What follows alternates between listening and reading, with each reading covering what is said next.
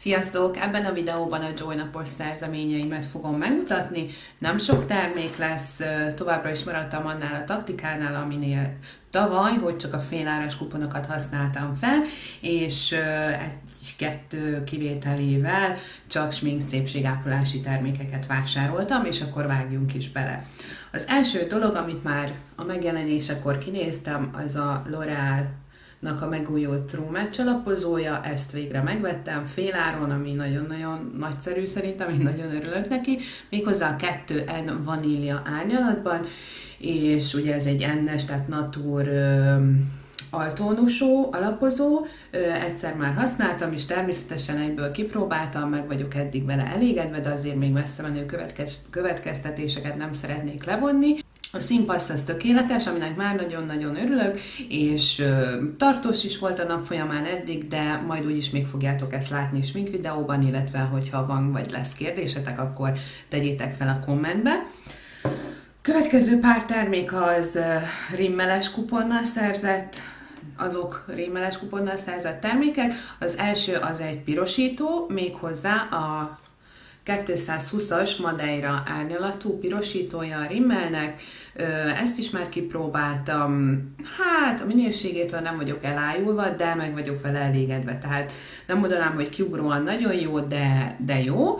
És főleg a szín miatt vettem meg, igazából ide fel is kentem nektek. Ahogy láthatjátok, ez egy ilyen nagyon szép rózsás, barnás árnyalat, ami most őszre térre kiváló.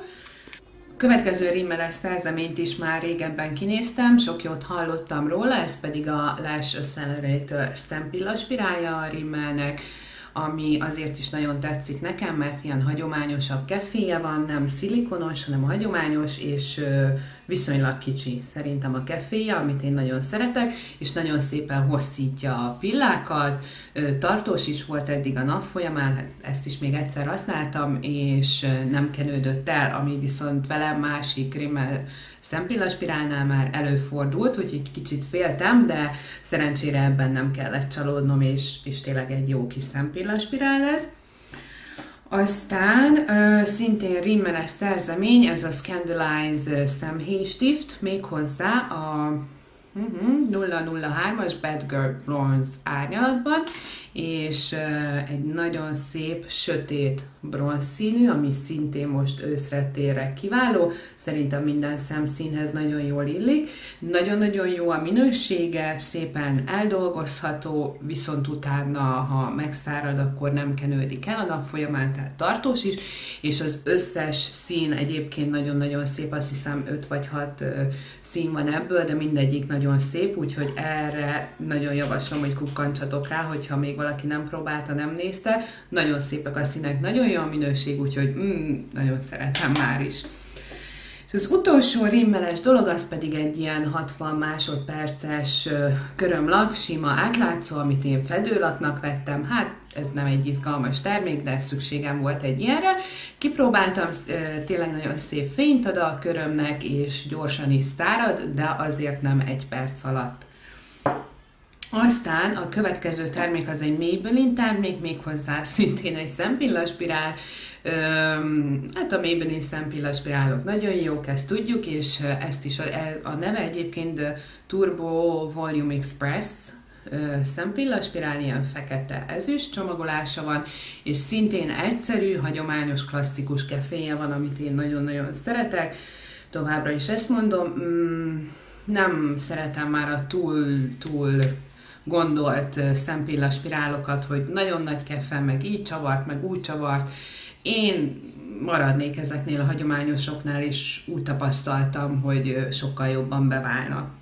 És az utolsó drogériás szerzeményem már is a nagy-nagy első látásra kedvencem, szerelem termék lett, ez pedig az Astornak ezek az új matt rúzsai, vagy rúzsceruzái, méghozzá a 026-os Royal Diva árnyalatban, ami egy gyönyörű, szép, mély, burgundis lila szín, és én már egyébként is nagyon vadásztam egy ilyen hasonló színre, és egyébként ez most idén trend szín is, így ősszel télen. Gyönyörű, bocsánat, hogy 3-szor elmondom, de tényleg gyönyörű a színe, nagyon-nagyon jó a minősége, nagyon-nagyon tartós, én ittam vele, és még úgysem jött le, nem szárítja az ajkakat, annak ellenére, hogy matt, és ebből még azt hiszem ezen kívül még 2 árnyalatot láttam, amit szintén gyorsan meg is fogok majd venni.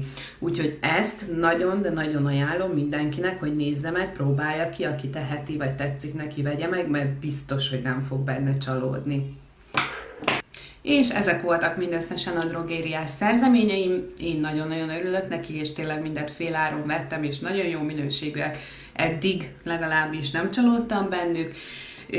Az utolsó dolog, amit pedig vásároltam, az pedig a Csibó áruházból megrendeltük a közepes Cafissimo kapszulás kávéfőzőgépet.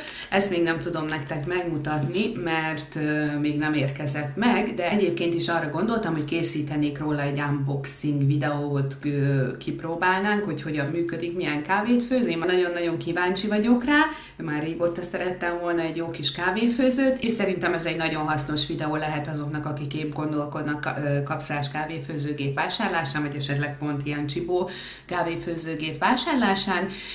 Hogyha ti is így gondoljátok, és szeretnétek majd róla részletes videót, akkor írjatok egy igent a kommentbe, vagy tegyetek egy lájkot a videóra, és akkor valószínűleg az lesz a következő videó, ami majd felkerül, még ezt nem ígérem meg 100%-osan, de most egyelőre így tervezem. És akkor most ez a videó ennyi lett volna, de hamarosan jövök egy újabb haul videóval. Hogyha tetszett ez a videó, akkor kérlek lájkold és iratkozz fel a csatornámra, ha nem vagy még feliratkozva a rendszeres videókért. Köszönöm szépen, hogy velem voltatok, legyen szép napotok, sziasztok!